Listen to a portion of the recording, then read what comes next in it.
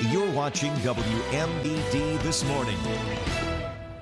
Welcome back. September is National Suicide Prevention Month, and it's something that affects plenty of people you might even know. That's right. So here to tell us more about suicide prevention is Dr. Brian Curtis, the Chief Medical Officer at OSF Healthcare. Thank you so much for joining us this morning. Hey, good morning.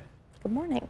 All right. So what do suicide rates look like both locally and nationally? This is hopefully lower numbers than we're looking to hear, but you never know. Yeah, I mean, we have a little bit lower than we were like 21, 22 coming out of the pandemic, but it's still fairly high and still second leading cause of death from 10 to 34. So the very our future population, right? The ones who are going to take care of me and you. And so, but really it's about every 11 minutes somebody dies of suicide. So it's still a very big issue in our society.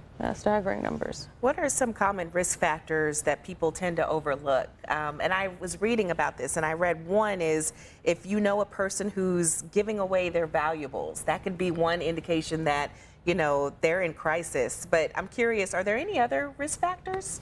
Yeah, that's really kind of one of the bad signs, right? So they're giving away stuff, kind of saying that final goodbye. Yeah. But those you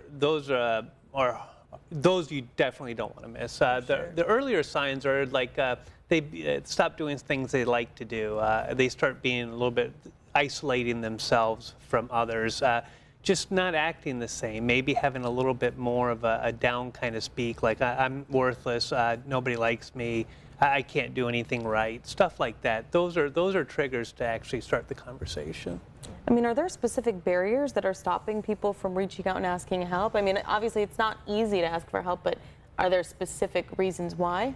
Yeah, a lot of it is a social stigma, right? And nobody wants to talk about suicide, and so you say suicide in a conversation, and it kind of just gets really kind of awkwardly quiet. Right. Which is actually, there's a neat website called seizetheawkward.com, and it's really kind of cool because it has a little thing like how to start the conversation.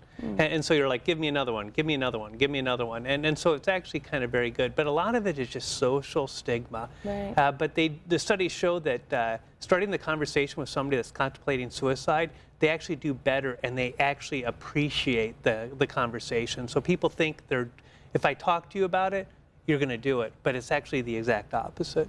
Yeah, people need somebody to reach out to them and discuss what's going on. Yes. Always having a helping hand is important. Yep. What are some of the best prevention strategies or even resources that people in Central Illinois can use, would you say? Yeah, the best one is 988.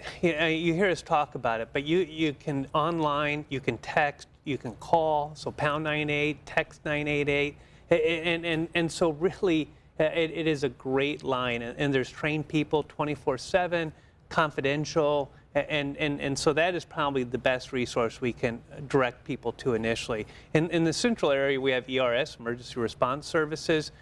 Really, and if somebody's really at crisis, they're going to do it, emergency department, obviously 911, it's bringing somebody in to intervene with them. And then obviously your physicians, APPs, we're here to help. But really, if you know somebody that's really contemplating it, has a plan, really the big thing is not to leave them alone. Absolutely. I mean, obviously this is a really difficult conversation to have, but an important one. So I thank you so much for discussing this with us. And if you need help, use those resources that Dr. Curtis talked to us about. But again, thank you so much for joining us this morning. Thank you. We're going to share all these details on our website, ciproud.com. Click on the WMBD This Morning tab under News.